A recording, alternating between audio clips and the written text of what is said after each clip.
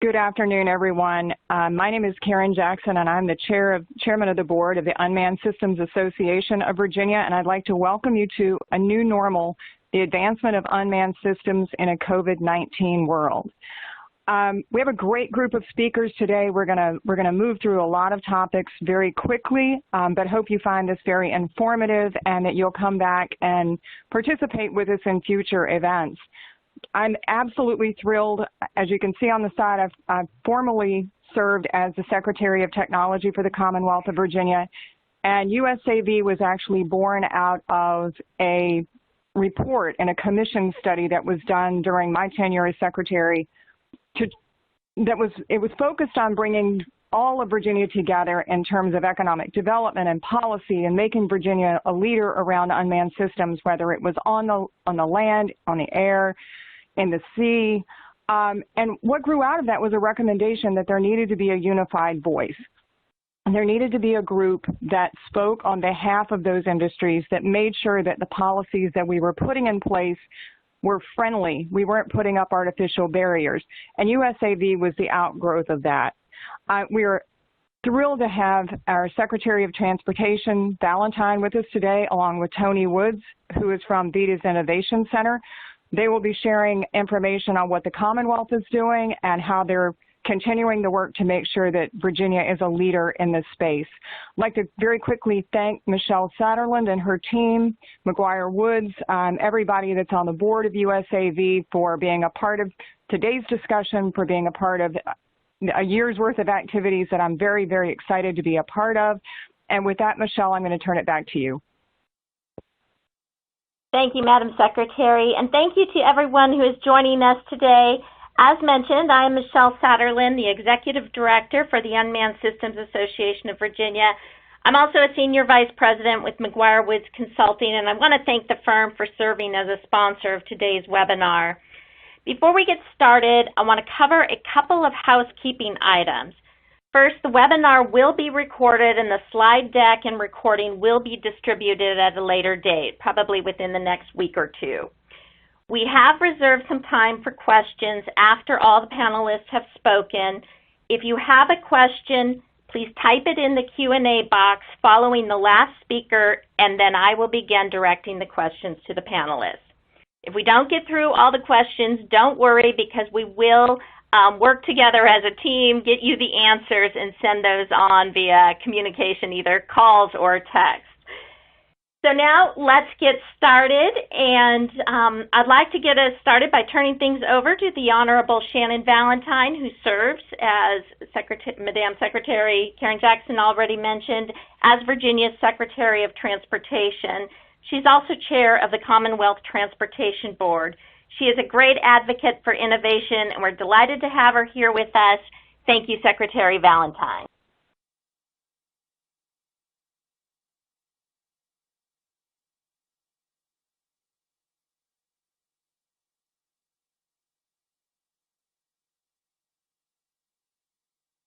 Do we not have Secretary Valentine with us?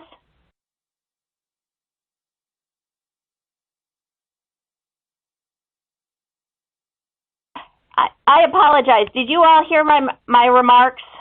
It sounds like we missed some of my remarks. So I'd like to introduce Secretary Valentine, who serves as the Virginia Secretary of Transportation and is chair of the Commonwealth Transportation Board. She is a great advocate for innovation, and we're delighted to have her here with us. Thank you, Secretary Valentine.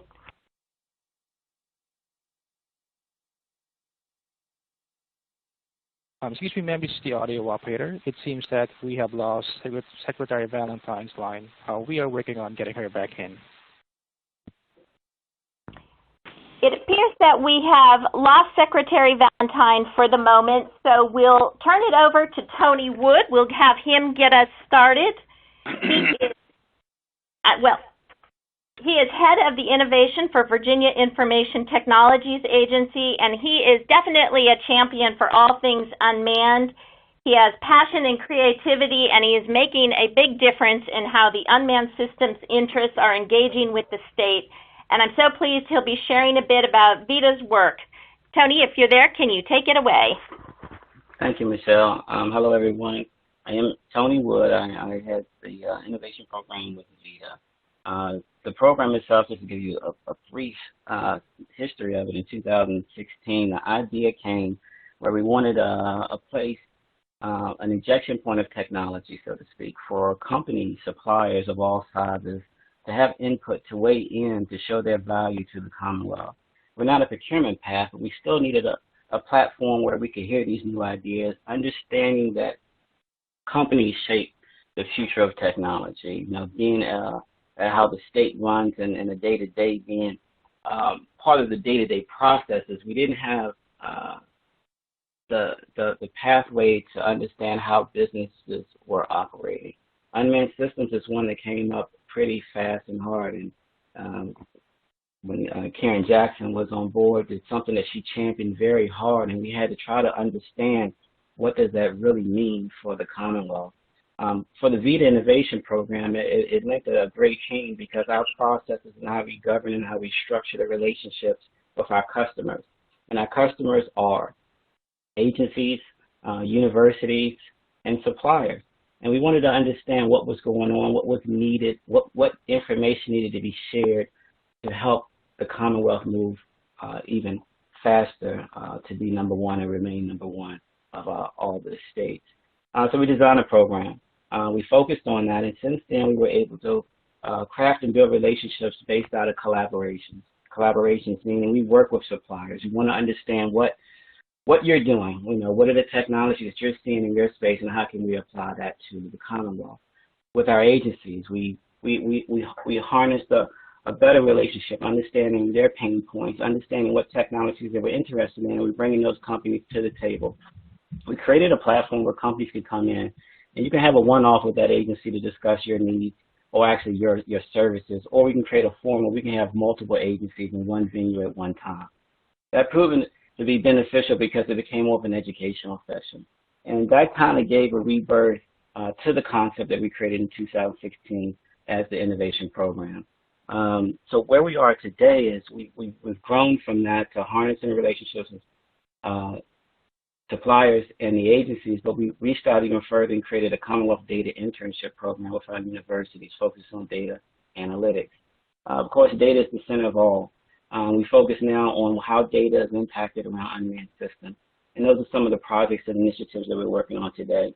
We also have some other things for the community, but we created the Women in Innovation Conference, and we have a mentorship program, and you can see more about that on our website, vip.virginia.gov. But what we really are proud of is the collaboration.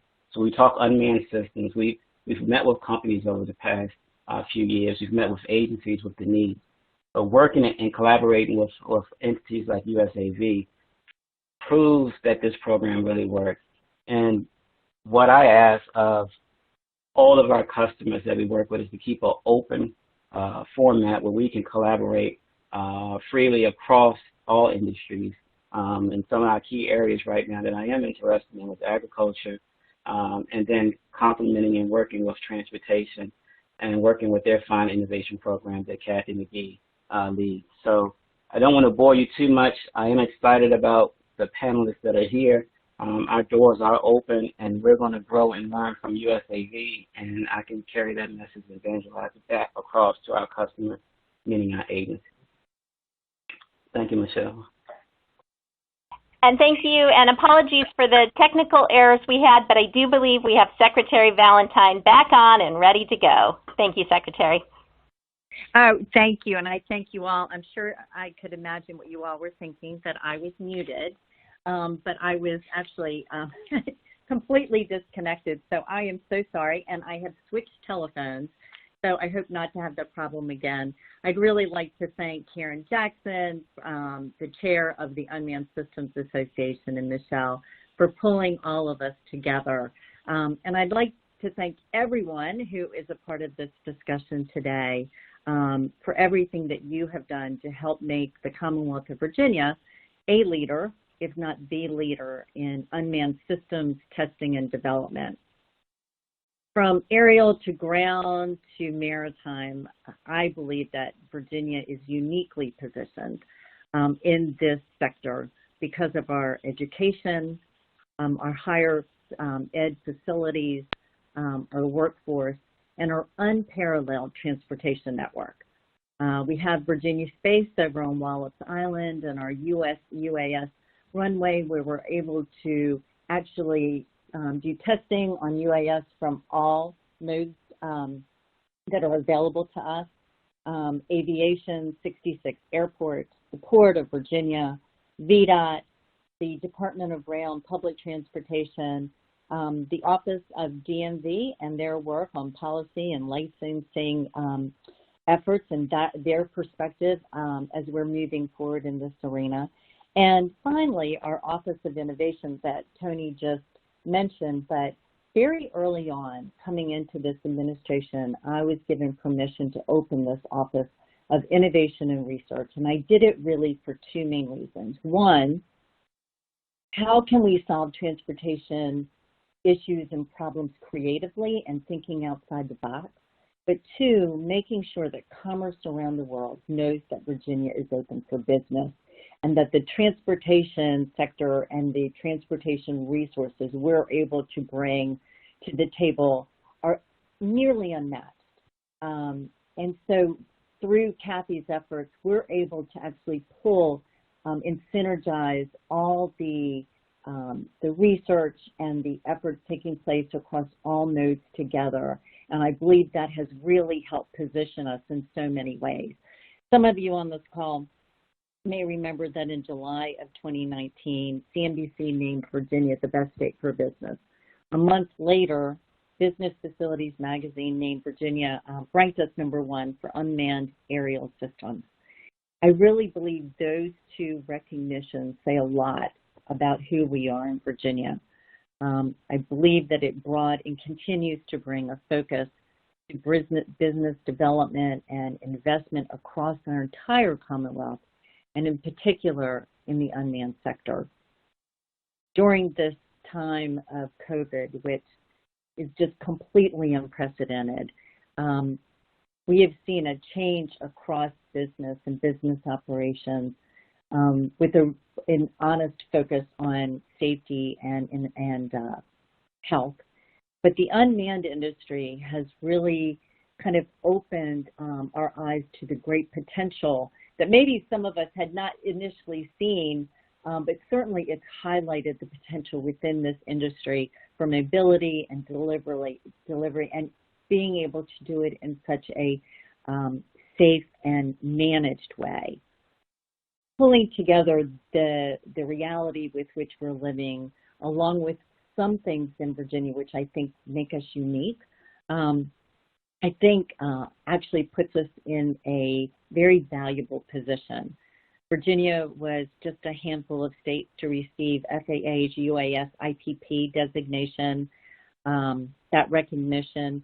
We have our Smart Road at the Virginia Tech Transportation Institute, VTTI, and so much work and investment taking place there. And in fact, VTTI is a recent recipient of 2 U.S. DOT grants that are allowing us to look at the relationship between automated vehicles, unequipped vehicles, and infrastructure.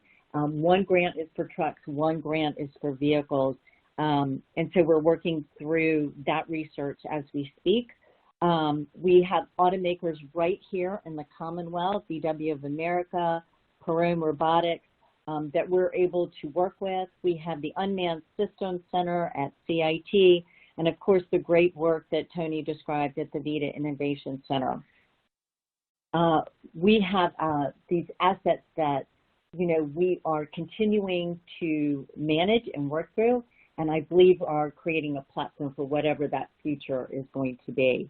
Throughout this process, we in Virginia and the governor's office, we've tried very hard to be very deliberate and thoughtful when it comes to legislation and regulation. I'm sure Michelle could tell you an interesting story about a bill that came through this past year on HB 742, where there were some unforeseen consequences of some legislation that had tax consequences and registration requirements. The issues were brought to the governor's office. He certainly listened, and through his amendments, the General Assembly voted to follow his recommendations as well. We are very deliberate in working with the manufacturing industry and developing strategic plans in our efforts to support broadband, which again is a platform that whose vital significance has certainly been imperative during this time of the coronavirus, before the coronavirus, during it, and just the reliance that we have on strong, uninterrupted communications is just imperative to how business operations are going to be moving forward. Yesterday, I had a chance to be on a call that included Secretary Greg Slater from Maryland and Director Jeff Meridian, Director of DDOT in DC. And we were talking about, coming out of this period where, we have slight PTSD and dealing with all the emergencies of moving essential personnel, moving critical cargo from the port and rail and trucking, the focus on health and safety, and really the health and safety of all of our customers and our employees coming through this period. And now, as we're on the verge of entering into phase 3, how do we manage this to create stability and recovery and momentum for future economic growth? And the key, I believe, from our discussion and also our discussion with the business group really is communication. It's going to be our ability to communicate our vision with each other, our flexibility with each other, our goals with each other. And that is, the spirit with which I would like to leave this conversation, just to let everyone on the call know that my office is open. We are very much looking forward to working with you as we emerge from our cocoons and as we re-enter and build on this economic force, which I believe is the unmanned system sector. And so with that, Michelle, I will turn it over to you. And I thank everyone for being on the call, for recognizing how important this industry is to the Commonwealth and to our country. And I look forward to working with all of you. Thank you, Secretary. Very much appreciate your time today. And with that, we will turn it over to our first panelist, the ground segment, starting with Nicole Baranco with Volkswagen Group of America. Take it away, Nicole. Hi, thank you, Michelle. I'm Nicole Baranco, Senior Director of Government Relations for the Volkswagen Group of America. Some of you know Volkswagen includes Volkswagen, Audi, Bentley, Bugatti, Lamborghini, and Volkswagen Credit. Thanks for having me speak today on a topic that is very important to our company, autonomous vehicles. Our passion is demonstrated by several record achievements in AV development. Volkswagen won the very first DARPA Grand Challenge in 2005, and then 5 years after that, Audi sent a completely driverless Audi up 13 miles to the top of Pikes Peak. Since then, we've had many first and notable achievements along the way in developing AVs. However, I was asked to discuss the important impacts of COVID-19 on mobility, so I'll give you 3 main points on this topic. Number 1 is the economic impact, in particular partnerships and consolidation of the industry. Number 2, greater acceptance of automation. And number 3, potential societal shifts in transit. I'll spend a quick second on each point. On the economic impact, I would argue that we are seeing a real consolidation or contraction of AV developers. In just the past few weeks, we've seen announcements such as Mercedes and NVIDIA announcing a partnership for Level 4 AVs, a major acquisition, Amazon acquiring Zoox for $1.2 billion. Presumably, Amazon's interest in that is to develop autonomous delivery vehicles. Volvo Cars and Waymo announced plans to develop a self-driving EV for a ride-hailing program. And one close to my desk, Argo AI, just received a $2.6 billion infusion from my company, Volkswagen, who in return acquired a 40% stake in the company to develop, among other things, EV and AV delivery vehicles. So my point of mentioning this is that there have always been partnerships in the AV space, but I would suggest that COVID has impacted these companies that appears to be more acquisition driven and not just the partnership investments. The second quick point is just yesterday, the Consumer Technology Association, otherwise known as CTA, released the results of a study that measured consumer enthusiasm for AV delivery technologies, which includes drones, self-driving vehicles, and robots. And the survey showed that enthusiasm is growing during this COVID-19 pandemic. I'll quickly get to my third point, which could be a societal shift in transportation. One thing we know for sure is that fewer people are commuting to work or going anywhere during this quarantine phase. It remains to be seen whether people will resume their typical transportation patterns. Will they work from home more? Will they trust the cleanliness and social distancing of public transit? Or will they use more shared mobility? Most experts say that they could foresee a future where the future of mobility is electric, shared, and autonomous. I think COVID has certainly upset the apple cart on transportation, and there's a real opportunity to reshape how the public travels.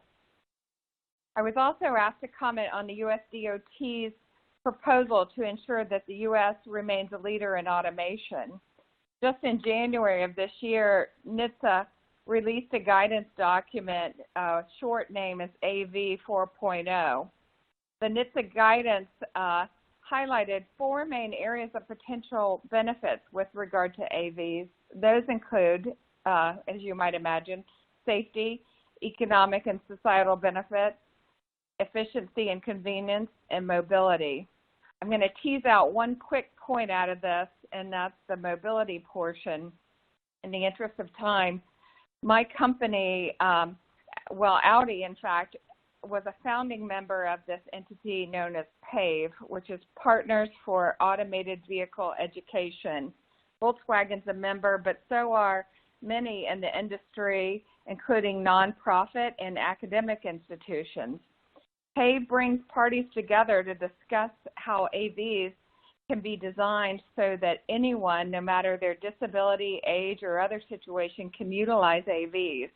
And I can tell you that Volkswagen and Audi met at their lab in California with many members of advocacy groups who represent disability communities to actually discuss designing vehicles, AVs, with their needs in mind so that they can utilize this without the help of another human getting into the car. We also, I'd be remiss if I didn't mention that we have several R&D projects with regard to AVs going on in the Commonwealth with our research partner VTTI, and several of those focus on naturalistic driving research so that we can use predictive modeling into our vehicle development and design. Thank you so much. I've run out of time, but thank you, and I look forward to questions. Thanks, Nicole. And hi, my name is Janet Webster, and I am a principal at Clark Nexon. Now, we're a multidisciplinary, full-service design firm of architects and engineers, and we provide solutions for the built environment. So we do play a role in shaping the design and the construction of the infrastructure that is needed to support autonomous vehicles. And my specialization is the nationwide wireless network. So we want to move from automated vehicles that are driven by sensors and GPS to those that are truly connected vehicles and have the capability to communicate with each other, with roads, with bridges, with buildings, with whatever. We need to have a wireless network in place that provides to-the-edge coverage in a way that is seamless and robust, and it has to be reliable.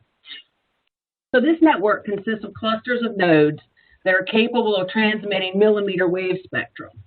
And the nature of these waves means that they degrade quickly as they travel. So nodes have to be spaced very, very close together. And here's the challenge. Right now, each node or small cell is treated by regulatory agencies as a typical cell site that requires full jurisdiction approval and permitting. The novelty of these sites, the volume that are submitted right now have created a serious logjam at the municipal level. And COVID really shined a light on this. The SEC has implemented a 60-day shot clock to get approvals done, and that really the COVID shut down the municipalities, and nothing moved. We have such a backlog right now of sites that are waiting to get approval. We aren't even designing any new ones because we've got to get these constructed. So one of the key things that we've got to do is be able to work with our governments and our municipalities to come together to build this network in a way that does the best for the public and helps it expand rapidly so that we can actually realize this future associated with the connected vehicle. One more thing that COVID shutdown showed us was the digital divide that exists in broadband. And the Secretary already covered this, but I can't emphasize it enough. For us to be able to have seamless coverage, we're really going to have to deal with rural issues and the population that is underserved. So thank you very much, and I'll turn it over to Nick.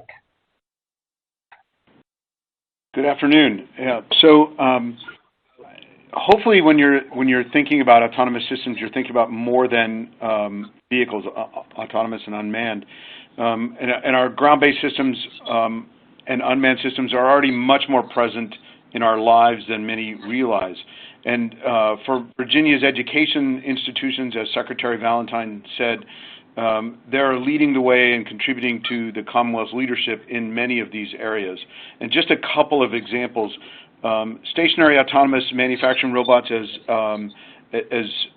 was mentioned earlier, robots and autonomous systems are converging. So manufacturing robots, autonomous and computer-aided surgery, autonomous harvesting equipment that use AI, for example, to do things like harvest strawberries. Brewing and bottling operations are autonomous. Autonomous and semi-autonomous construction and heavy equipment is changing that industry as well. Of course, we talk a lot about autonomous passenger vehicles, but there's also autonomous on-road cargo trucks and how we may be able to automate those using things like the smart road technology that's being developed at Virginia Tech. As I said, Virginia's education system is at the forefront of many of these autonomous systems through research and workforce development. And our tech centers and community colleges prepare manufacturing technicians, repair technicians, and system operators, while our four-year institutions are developing engineers and other system integrators that contribute value-added knowledge to vehicle and system design, software development, and the manufacturing process. But maybe more importantly, they're looking deeper at ethical questions that feed into decision-making software that gets programmed into these autonomous systems. And so just also with future policymakers that are learning and understanding how these systems work so that they develop an understanding of the technology that will lead to well-balanced laws and regulations around the use, liability, and impact of automation on our economy. And our advanced research institutions are leading advances in sensors, software, computational power, control algorithms, communications, and an increasing array of smart systems that converge in the public sphere. So I think Virginia is leading in this way, in a way that other states are not competitive. And with that, I will turn it over to... Hey, Nick, it's Michelle. Thank you. We're now going to start the aerial segment of our panel, and we'll start with Nick Devereux, who would talk about Wing and what you're doing during COVID. Great. Thank you very much, Michelle. Thank you for hosting and for everything that USAV has been doing. Yes, my name is Nicholas Devereux. I'm with Wing. And I also, first off, just wanted to additionally thank Secretary Jackson for everything that she has done to support over the years, Secretary Valentine, VITA, CIT, and folks in the Commonwealth who have really done a lot to champion these emerging technologies, which hold so much promise. I will try to go quickly here. Just some background on Wing. We are an alphabet company founded in 2012, originally as a project that was spun off by Google. And we're focused on using lightweight drones to deliver packages directly to people at their homes. We have completed over 100,000 different flights worldwide, and we were actually the first company, UAS company, to get an FAA Part 135 air carrier certificate. We received our single pilot certificate in April 2019, and then an amended standard Part 135 certificate in October of 2019. October of 2019 is also when we first started our operations in Virginia. We had been working with Virginia Tech for years on doing a lot of the research behind this technology.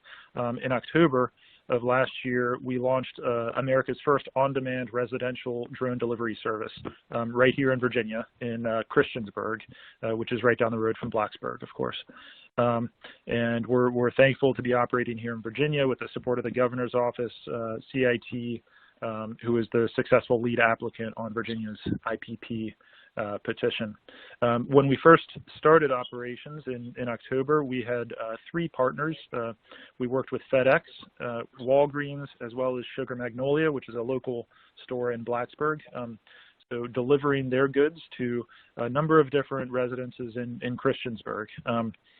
Things were going well and going according to plan, and then why we're here today is to discuss the COVID pandemic and how that has impacted people. Obviously, in Christiansburg, like everywhere else around the country, people had to adapt to a new reality of spending a lot more time at home and essentially sheltering in place there.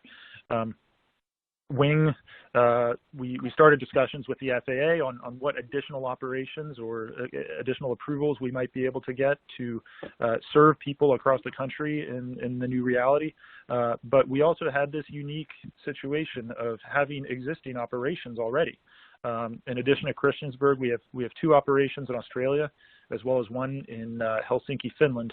And some of the lowest hanging fruit for us to be able to help serve people during the pandemic and serve communities was to be able to look at our existing operations and expand in ways that would be helpful to the communities. So in Virginia, we brought on additional partners. We had new partners, which included a local coffee shop called Brew Coffee, a cafe, pastry shop called Mockingbird, as well as a local Mexican restaurant to deliver hot lunches to people. And through all of those partnerships, obviously, we feel that our customers have derived a lot of benefit from that.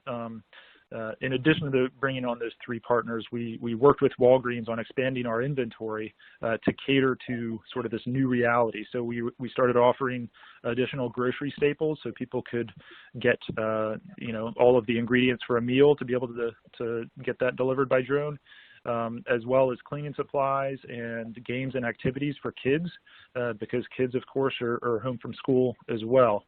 And as a result, during the COVID pandemic, this situation, we've actually seen our orders increase more than 5-fold. So our delivery volumes are way up.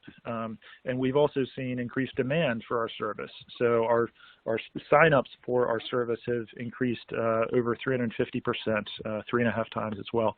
And in addition to the benefits that our customers are seeing, we've also found that what we're doing is helping local businesses. It's helping them stay afloat during these really tough times where they're not able to offer all of their services, sit-down restaurants, et cetera. So for the coffee shop that we partnered with, they're actually now selling twice as much cold brew through our drone delivery service as they typically had sold in-store before the pandemic.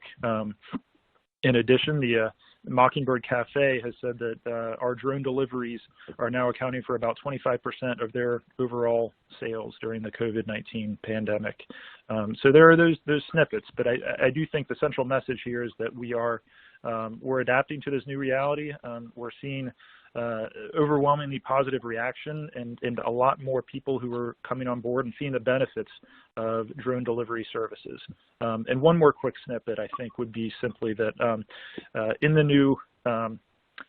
this new situation, we also partnered with a local library to be able to deliver library books to kids as they are home over the summer. And we've seen a lot of demand for that. So we're looking for all of these creative different ways that we can be helpful to communities. We want to continue to do that, and we really appreciate the platform here to be able to talk about it, as well as to the support that we've gotten in Virginia over our time here. Thank you. And I guess, should I turn it over to Nate Roby now? Nate, you're up. Thanks, Nick. Good afternoon, Nate Roby. Currently the UAS program manager here for Dominion Energy. Just quickly about myself, over the last 10 years or so, I've been involved with drones in one way, shape, or form, starting with my service in the Air Force. Now currently in my position where I lead the implementation and expansion of drones for safe and efficient inspections at Dominion. Just a quick snapshot of Dominion. We have a footprint of 20 states, from Connecticut to Georgia, all the way to California. We provide service to over 7 million customers with 6,600 miles of electric transmission lines, 57,000 miles of electric distribution, 16,000 miles of gas pipeline, nuclear, liquefied natural gas, solar, and wind assets. How and where are we using drones? Since 2015, we've incorporated drones into our inspection practices, and currently we're using drones in all lines of our business with over 5,000 flight hours. Power generation, we're using them for inspections at hydro, solar, nuclear, as well as fossil fuel facilities. Power delivery with our electric transmission and distribution, right-of-way and vegetation management, and gas infrastructure with our pipeline storage and methane detection. So the way we've used drones during the pandemic, once the restrictions were put in place, our manned aviation inspections halted due to the need of having 2 in the cockpit and also additional passengers in the cabin. We still had to meet the regulatory and emergent requirements with inspections. Drones have since proven themselves extremely useful during this time. If you take a look at the operation with drones, it's a small footprint and a 2 to 3 person team. It has the ability to quickly gather data and distribute to the correct people, identify precise locations of discrepancies, which all leads to a timely and accurate dispatching of repair crews. That may all sound a little routine, but drone technology has been steadily proving itself and gaining acceptance in the different verticals of the utility industry. With the COVID pandemic, it has really expedited this timeline in gaining that acceptance, even from those who had reservations about this technology. While our normal inspection practices have been slightly hindered, this was a perfect opportunity to show how effective drones can be used for data collection. We're all well aware of the potentials of beyond visual line of sight operations and how this will only increase our efficiency of drone use. Through COVID, we've actually been able to continue our testing in close partnership with Virginia Tech and the Mid-Atlantic Aviation Partnership Team in effort to expand our current beyond visual line of sight waiver with goals to include our entire operational footprint. Also, during this time, we were still able to launch a proof of concept that we had planned from the beginning of the year. And that just speaks to the flexibility of this technology, the small footprint, as well as the different ways it can be implemented. The screen must be better. And also, we look forward to continue finding new ways to use drones and unmanned technology here at Dominion. And that's it from me. Thank you, Michelle. Thanks, Nate. I'm Greg Walden, Aviation Counsel for the Small UVO Coalition. Of course, I'm also at McGuireWoods Consulting, and I'm a partner in the McGuireWoods law firm. It's great to have Wing and Dominion Energy on this panel. They're 2 of our members of the coalition. I want to take a remove back for a little bit and just speak more generally about what's going on with advancing a regulatory framework. We're still regrettably in the initial phases of developing that framework that will allow a ubiquitous and autonomous drone operations beyond visual line of sight and over people that are safe and reliable. Now, when the pandemic hit, this served as a great opportunity. Crisis does allow for opportunity, and then opportunity for drones to show their stuff. all the good things they can do, and Wing and Dominion Energy and among other companies have been able to deliver medical supplies and food and other things without violating social distancing guidelines. That's really contactless. Now, beyond visual line of sight waivers are not that easy to get, and the FAA has required in a lot of these waivers that the operator have visual observers, so it's not really true beyond visual line of sight. And as for operations over people, the FAA, when granting waivers, doesn't like the operations over people to be over too many people, like open air assembly. There's also a problem with the regulations. The FAA has not yet waived, and they could do it under their statutory authority to allow for operations for comp or hire, that is, for compensation or hire, without a 135 certificate. And that has prevented companies from even conducting pandemic operations for humanitarian purposes, because the FAA calls that goodwill, and that's compensation. So the FAA is moving forward with many necessary initiatives at varying paces. The remote ID proposed rule, pledged by this December, there were over 50,000 comments and some tough decisions the FAA needs to make in the next couple of months. As for operations over people, that proposed rule also includes operations at night. There's not many issues with regard to night operations. Many hundreds of waivers have been granted for nighttime operations, but the operations for people proposed rule is too conservative when it comes to a risk approach, and remains to be seen what the final rule will say. The FAA missed the deadlines for two congressionally directed rules, one for UAS air carriers and the other one for protection of critical infrastructure. We don't have any proposed rule as to either, but we're hoping that within the 6 months or a year they'll happen. There are two overarching challenges facing the FAA and industry. One is how best to integrate UAS into the national airspace. That's integration. Drones will not always fly in uncontrolled airspace, and general aviation often flies there. A mature UTM system will address that, but we are not there yet. How best to certificate U.S. and U.S. operators for higher risk operations outside the parameters of Part 107? Well, the U.S. air carrier rulemaking would address that with respect to operators. And what's most important, I'll end with this, the FAA is developing a vehicle certification policy focused on the durability and reliability of the drone. And we strongly support the development of this guidance material. Thank you. All right, thanks. I'm Mark Blanks. I'm the director of the Virginia Tech Mid-Atlantic Aviation Partnership, which we just call MAP, where I lead both the FAA test site as well as the daily operations of the Integration Pilot Program.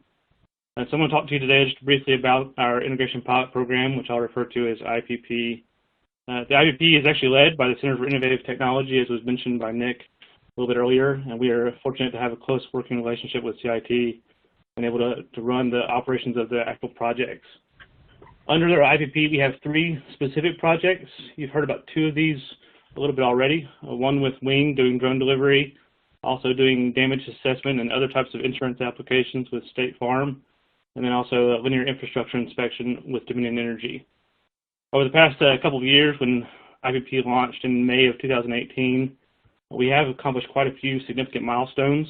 Those included a couple of the ones you've heard today, the first air carrier certification for drone delivery with Wing, as well as their launch of the first residential drone delivery service. We've also received the first large area and eventually the first national waivers for beyond visual line of sight operations over people and moving vehicles for damage assessment. So State Farm is utilizing these aircraft in their claims as well as their innovation groups to further their mission for responding to claims more quickly. And then we're also underway this year with a lot of testing to help solve, detect, and avoid one of the big challenges. A lot of different flight tests occurring this summer to help enable the kind of things that Dominion and others would like to accomplish, or truly going beyond line of sight without observers. So a note about COVID-19, I appreciate Nick giving a more detailed review of what Wing's demand has looked like. We've seen certainly a surge in demand, but I think that is also accompanied by just a realization by the broader community that drones bring the ability to reduce vehicles from the road, as well as to allow businesses to reach new customers they would have never reached before. We've also seen the potential for drones to help claims adjusters and others process claims more quickly, do that with less contact with people, and provide ability to survey and map areas much more effectively, and COVID just highlights that. We've accomplished a lot under this program, but there's still a lot more to be done. So we haven't solved BV loss yet. We've made a lot of progress, but haven't solved it. We've also begun to understand community engagement, and Wing's done a great job with that. We have a lot more to do to realize how that works with other programs. So we expect that when the IPP ends this year, which it will end at the end of October, that there will be a follow-on of some type. We don't know exactly what that follow-on looks like yet, but nobody wants to end or stall or stop progress on relationships and progress. And so we expect that there will be a follow-on that will come after this and allow those projects to continue on and continue thriving and growing and perhaps expand to other projects. So I think we'll see impacts of COVID for quite a long time, but it's one of the things it's really done is certainly highlight the benefits of unmanned aircraft to help the community and beyond. And so I'll turn it back over to Michelle as she goes to the next panel. Thanks, Mark. And just to keep things moving, we'll now turn it over to our panelists who will cover maritime, and we'll start with Brian McKeon with Huntington Ingalls. Good afternoon, everybody. My name is Brian McKeon. I work for Huntington Ingalls Industries. I'm the Senior Director of Technology for Unmanned Systems. Prior to that, I worked for over 30 years for the Naval Undersea Warfare Center, working on Navy's unmanned systems. In fact, the oldest unmanned systems the Navy has, and those would be the Navy's torpedoes. So as you might be indicated by the location of maritime systems on this panel, it usually has not gotten much attention for this nation. But over the past couple of years, the Navy has put a lot of emphasis on the maritime for unmanned systems and plans on putting about a little over $4 billion over the next 5 years. So it's a tremendous need for the Navy. So Huntington Ingalls understands this need, and we're focused on it. We've particularly focused on developing large and extra large vehicles. Those are unmanned undersea vehicles from 25 feet in length to 85 feet in length between development and manufacturing of those vehicles. We sought to balance out that spectrum of capability to include some of the smaller vehicles going from a couple of meters to up to 25 feet. And to be able to balance that out, Huntington Ingalls purchased a company in Pocasset, Massachusetts called Hydroid, and they are a leader in that area, a leader in the small and medium-sized vehicles. So this acquisition happened exactly at the same time that occurred with the pandemic in the United States. And what was really interesting is at a seemingly terrible time to execute this, where both these capabilities, representing about 400 people who would be working on unmanned surface and unmanned undersea vehicles, this terrible time theoretically of doing this, we went through our merger. But it really allowed our leadership as well as our workforce to understand the needs to communicate better, to have enhancing communications, to make sure our tools work across the two pieces of the company so that we can have a seamless execution of our business base, which is the Navy's large need.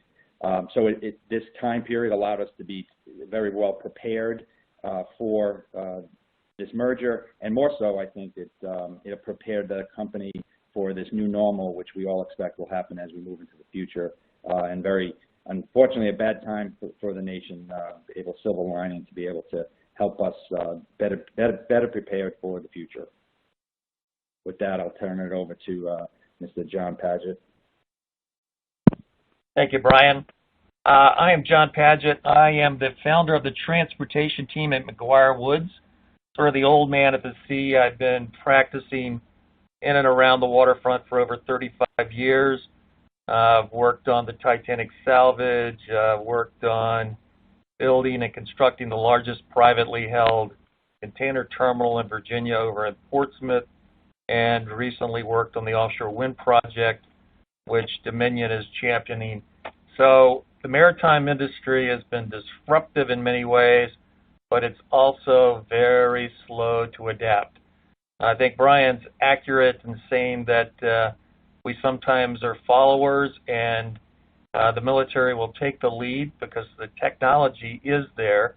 It's a lot of amazing things as you look at what they can do with maritime assets. But in the commercial arena, the COVID pandemic has essentially slowed things down to some respect. And my job is to talk a little bit about the legal framework.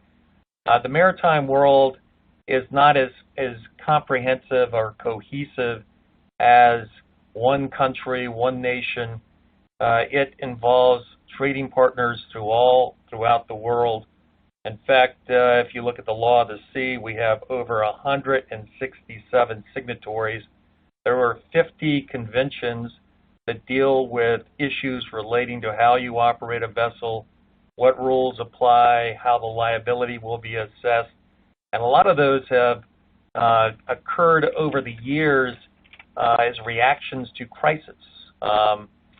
There's still laws in place that relate to how we deal with piracy, how do you handle crew members that are injured protecting vessels when pirates attack. The Titanic collision with the iceberg in 1912 resulted in lots of changes in designs that created a system called the International Convention of Safety of Life at Sea, SOLAS, which still exists. All of these conventions and regulations have gathered additional requirements over the year as new technology has been introduced. And it's a very slow-moving process to try to recalibrate all of that for the new technology. But the good news is that there are efforts being made currently to get the International Maritime Organization to get all of those conventions in line with the possibility of technology. They're in the commercial world. I think the biggest challenge will be the capital investment in the maritime sector is going to be a little slow because the international trade has slowed up with the pandemic. We've got a lot of sharp edges, and we're trying to sort that out. The Pacific trade lanes have dried up a little bit. Ships take 20, 25 years before they become obsolete. So if you got significant capital that's been mothballed, it'll be a while before they redesign to accommodate some of this new technology. The other problem is with all of the trading partners, when any vessel comes to a terminal or a port, every country essentially has the right to create laws that surround their landmass, and it changes over time. The law of the sea has addressed that, but it used to be back in the 1700s, it went out 3 miles, because that's as far as a cannonball would travel. Now it goes 12 miles, but when a vessel enters that area, it has to follow the rules that that particular country and sovereign state adopts. So you can imagine the differences that the world will sort of take with regard to vessels as they come from different areas with different technologies and have to adopt to the local cultures and the navigational needs of a particular area. So, so the good news is that the process is underway. The bad news is that it's probably going to take a while before it gets through the entire process of negotiating changes, getting them adopted by the relevant trading partners, and have a commercial application that will make sense in an international world filled with differences of opinions. With that, I will pass it along to Eric. Good afternoon. I'm Eric Weisel, Associate Vice President for Applied Research at Old Dominion University and Executive Director at ODU's Virginia Modeling, Analysis, and Simulation Center, or VMASC.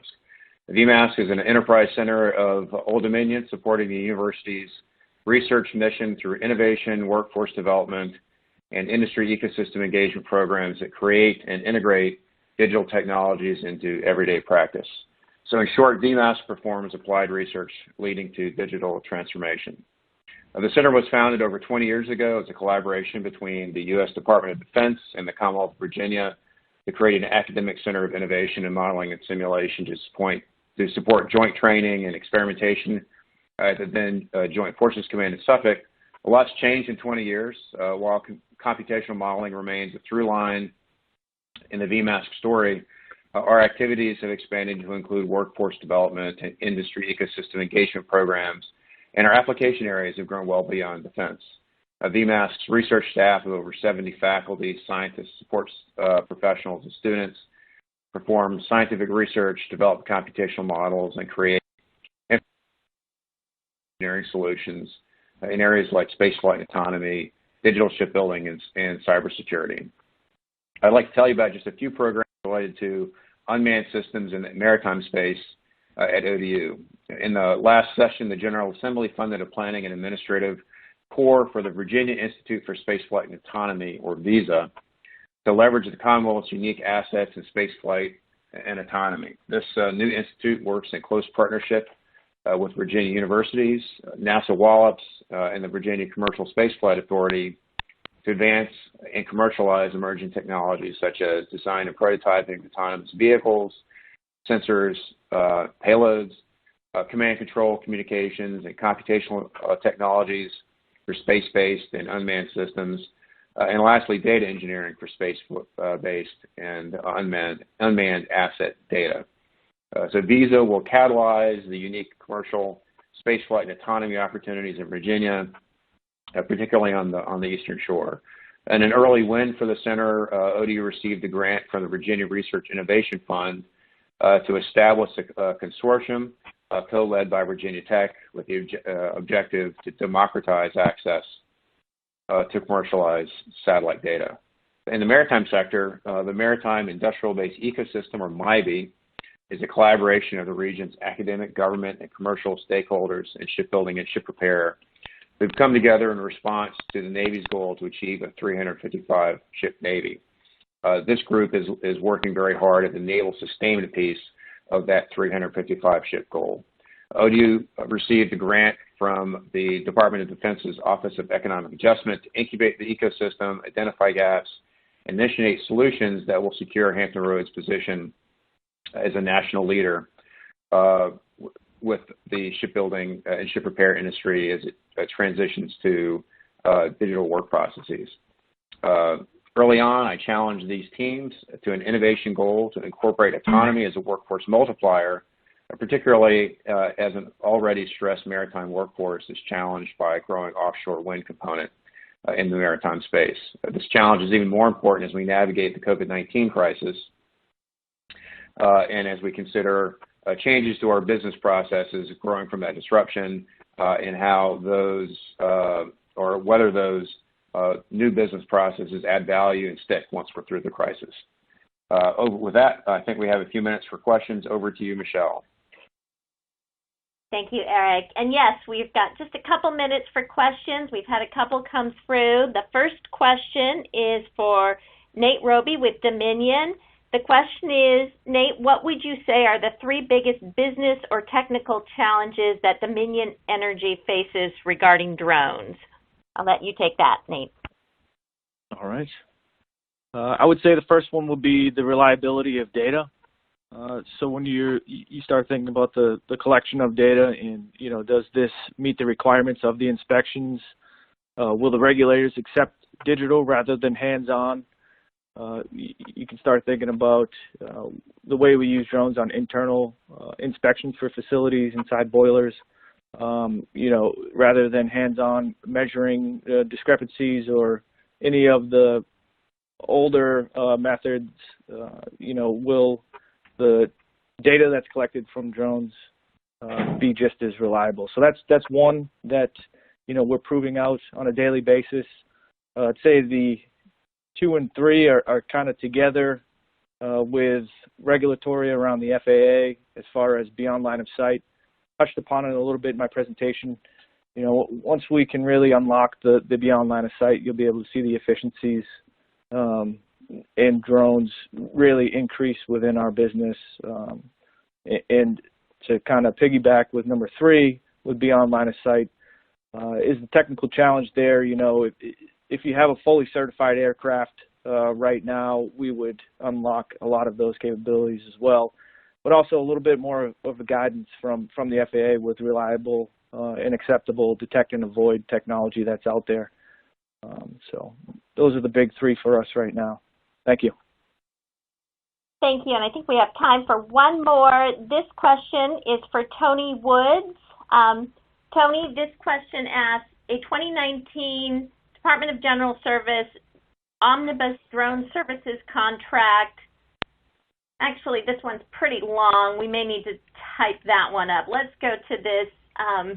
We've got one just talking about, and so maybe this one is for Kathy McGee. It's not designated, but it talks about what Virginia is doing and asks, how is Virginia seeking to improve internet availability in rural areas, and if autonomous vehicles are to be used anywhere, will this require a reliable and robust connectivity in rural regions?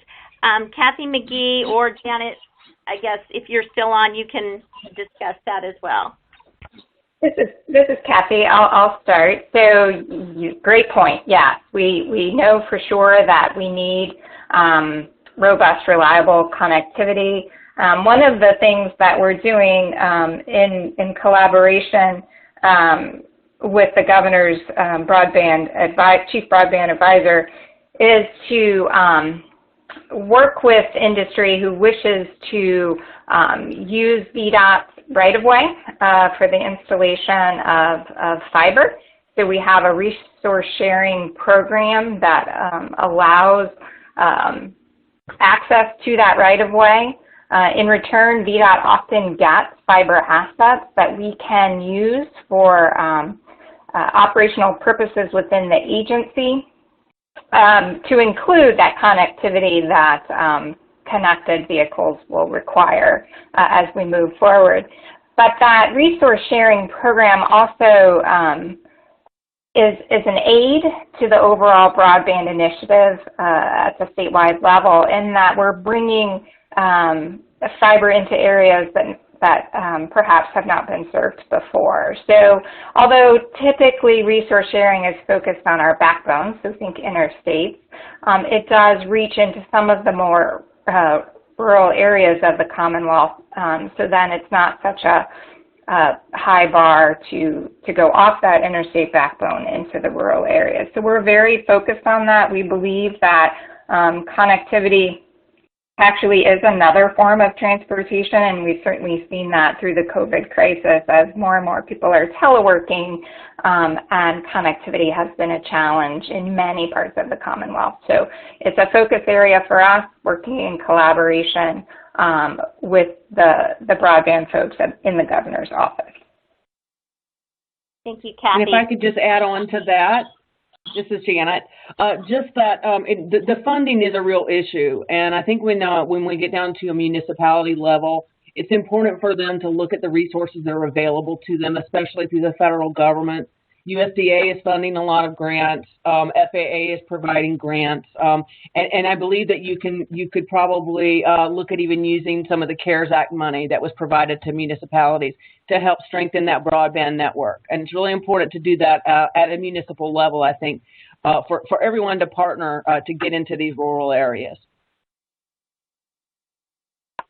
Thank you, Kathy. Thank you, Janet. Thanks to all of our panelists, and thanks to all of you who attended this webinar. We realize we've gone over 5 minutes, and thank you for indulging us on that one. We realize there is a lot more to say about this subject, and hopefully we'll be hosting more discussions in the future. But in the meantime, if you have questions, you can email us at info@unmatchedva.org.